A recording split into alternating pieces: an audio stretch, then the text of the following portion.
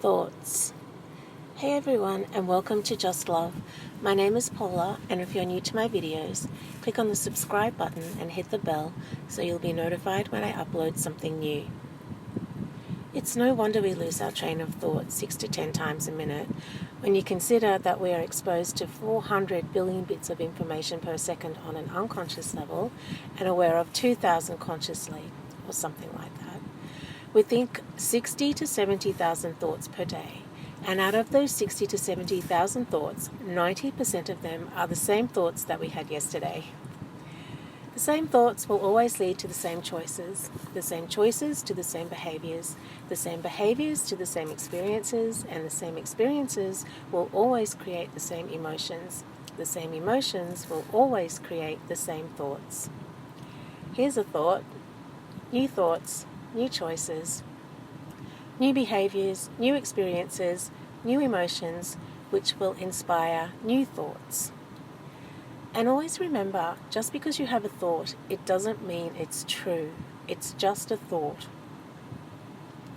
We have unconscious thoughts, but we can bring them into consciousness if we're mindful.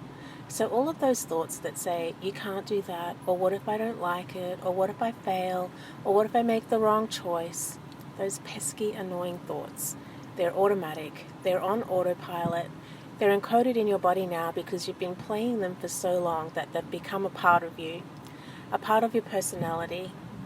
These thoughts are holding you back, but you can change them. So how can you change them? Well, you can acknowledge the thought, you've caught it, thank it, have a conversation with the thought, and if it no longer serves or fits into the life that you're planning, change the thought to fit into your life's plans and dreams. The thoughts that you catch, those unconscious negative thoughts that would have turned into negative emotions that play out negatively through your body and automatically take you to a lower level of yourself, will not change unless you follow through with the experience of what's happening. So a quick recap: you have caught a negative thought. You have established that it does not fit into your dream life. You can't just tell it to buzz off because it's unconscious and it won't hear you. You are feeling uncomfortable. You've caught it, so what now?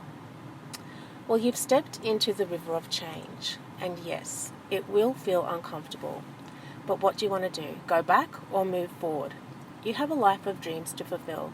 Going forward is your only option.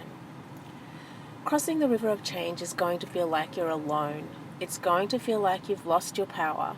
It's going to feel like you cannot predict the future. But that's exactly where you want to be, because if you knew how to predict the future, you would be operating from your old paradigm, from your old self. And you're crossing from your old self to your new self, to the self that is going to bring you your hopes and dreams into fruition. So when you don't know how to predict the future, that's when you can celebrate, because that's the point where you create. When you become a creator, you leave the victim behind. Keep your eye on the prize, as the saying goes, regardless of how your body feels, because your body will feel uncomfortable. So when you wake up in the morning or after a meditation, which is the best time to do this change work, there are two really important things to address. Firstly, create your day. What do you want to achieve today? What is your intention for today? Ask yourself, how can I be the very best version of myself with grace and ease today? And ask yourself, who will I serve today? Who will I give my gifts to? And if you've forgotten what your gifts are, now is a really good time to remember them. Being the best version of yourself means reaching out to others. And if you have to put on a show, put on a show. If you have to act, then act. You are rehearsing your day. You are literally changing your brain. You are changing neurological networks in your brain. You're gearing your brain for success when you rehearse your day before you get out of bed in the morning.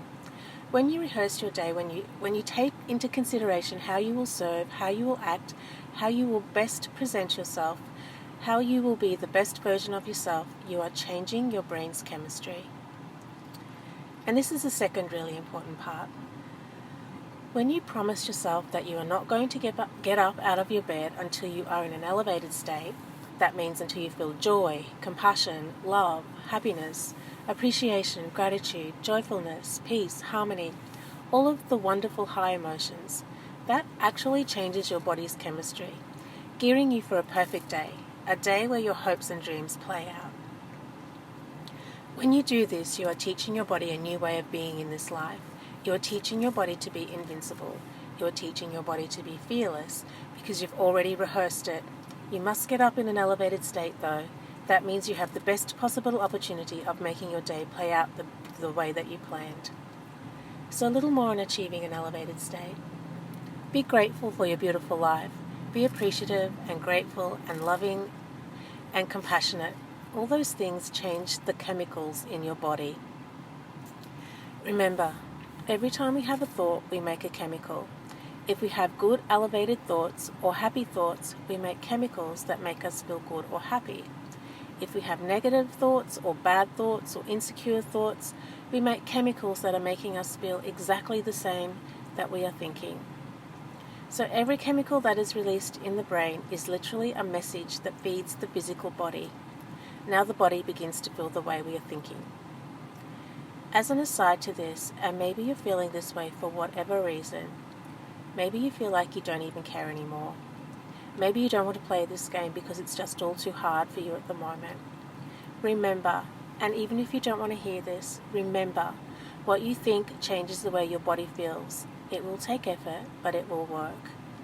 You may be thinking, I don't care if I have food in the fridge, a roof over my head, a comfortable temperature to be in, people who care and love and support me. I still feel like crap. You may be thinking, I am grateful for everything I have, but right now I couldn't care if I was in a detention centre or in a refugee camp where my little tent is being rained upon and my clothes are floating off down the street. I don't think I could feel any worse than what I feel now. Maybe not, but you probably would feel worse if you were in a refugee camp. Probably would feel worse if you were shivering cold or boiling hot. Probably would feel worse if you had no clothes for protection. Probably would feel worse if you had no food to eat when you feel hungry, and probably would feel worse if you were alone. The point is that ultimately we are responsible for the way we feel, and thankfully we have now the science that tells us that when we have an elevated thought, a thought that makes us feel good, a thought that brings us joy, a thought that excites or inspires us, a thought that makes us happy, we create chemicals in our body that replicate these thoughts. We are actually making our body a reflection of what we are thinking. So if we continue to think negative and uninspiring, degrading, unhappy, disrespectful thoughts, then that's what our world will reflect. So even if it's a struggle to think a good thought, be assured that thinking that thought will automatically uplift your body, and then by thinking another thought, your body will be further uplifted, and then think another thought and your body will be even more uplifted. You can't go wrong. And what have you got to lose? Thanks for listening.